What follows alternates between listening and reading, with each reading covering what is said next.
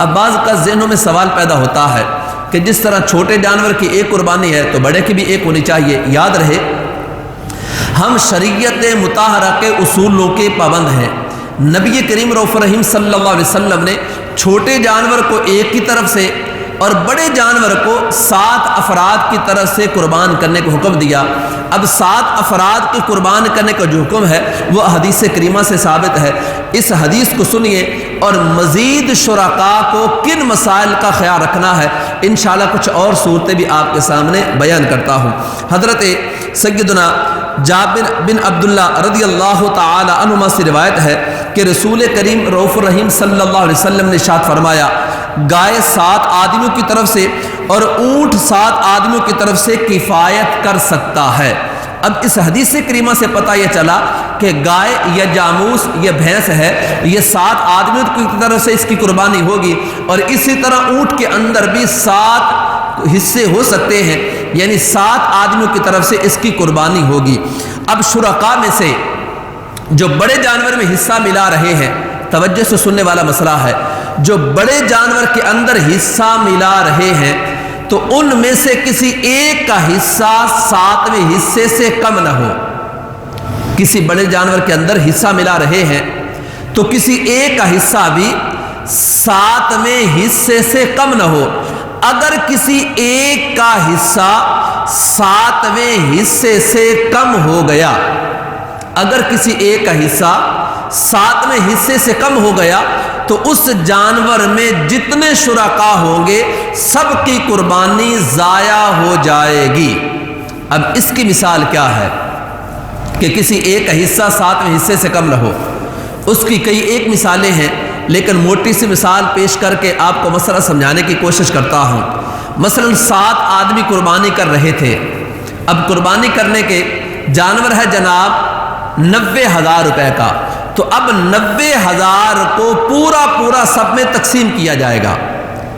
اگر کیا کیا کہ 6 آدمیوں نے پورے پیسے دے دیے اور ایک کہتا جناب میرے پاس 500 روپے کم ہے، چلے آپ میرا حصہ ملا دیں، اب دوسرے نے 500 روپے ملا کر اس کا حصہ پورا کر دیا۔ اب اگرچہ یہ شراکت عقلی اعتبار سے درست نظر آتی ہے، لیکن شرعی اعتبار سے اس کے 500 حصہ کم ہونے کی بنا پر اور دوسرے کا 500 زیادہ ہونے کی بنا پر یہ سب کی قربانی ضائع ہو جائے گی۔ اس طرح کرنے کی شریعت نے اجازت نہیں دی۔ ہر ایک کا پورا حصہ ہونا چاہیے۔ اگر کسی ایک کا حصہ بھی 7ویں حصے سے کم ہو گیا تو شرکاء میں جتنے اس جانور میں شریک ہوں گے سب کی قربانی ضائع ہو جائے گی۔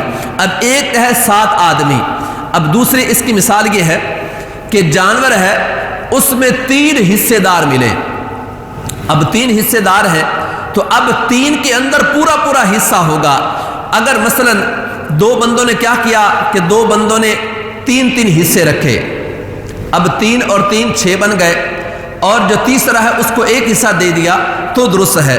اب انہوں نے کیا کیا، کہتے ہیں ایسے کرتے ہیں کہ ہم 2 حصے رکھتے ہیں اور باقی جو بندہ ہے وہ ذرا کمزور ہے اس کے حصے کو مزید تقسیم کر کے اس کا حصہ کم دیتے ہیں، تو ایسی صورت میں بھی قربانی ضائع ہو سکتی ہے۔ یا آدمی 2 شریک تھے، اب 2 آدمی ایک جانور کو قربان کرنے کا ارادہ رکھتے ہیں، تو انہوں نے کیا کیا کہ کہتے ہیں کہ چلو ہم 3.5 حصے کر لیتے ہیں، 3.5 ایک کر لیتا ہے اور 3.5 کے پیسے دوسرے دے دے گا۔ اب 2 آدمی شریک ہیں لیکن اس کے اندر 60 آ گئی، تو اب ایسی صورت میں یہ ان کی قربانی ضائع ہو جائے گی۔ تو لہذا شرکاء کے لیے ضروری ہے کسی ایک کا حصہ 7ویں حصے سے کم نہ ہو۔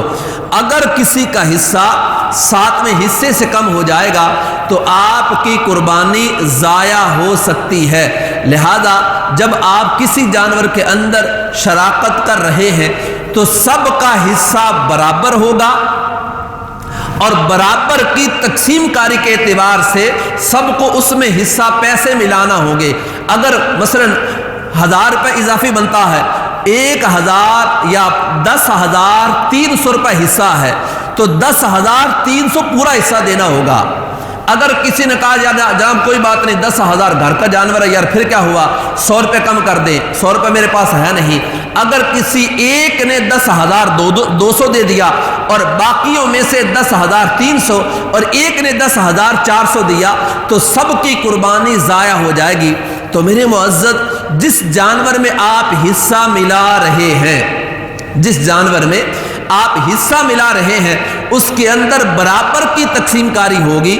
اگر کسی ایک کا حصہ بھی 7ویں حصے سے کم ہو گیا تو پھر قربانی ضائع ہو جائے گی، یا پھر پورا حصہ نہیں، ایک کو 1.25 حصہ مل گیا دوسرے کو 1.5 مل گیا تو اب شرکاء میں سے کسی ایک کو 1.25 یا 1.5 پر تقسیم نہیں کیا جائے گا، یا تو ایک پورا حصہ ہوگا یا 2 پورے حصے ہوں گے یا 3 پورے حصے ہوں گے، تو لہذا ہر ایک کا حصہ پورا ہوگا۔ اگر کسی ایک کا حصہ بھی 7ویں حصے سے کم ہو گیا تو آپ کی قربانی ضائع ہو جائے گی۔ اس جانور کی قربانی ضائع ہوگی کہ جس میں آپ نے شرکت کی ہے۔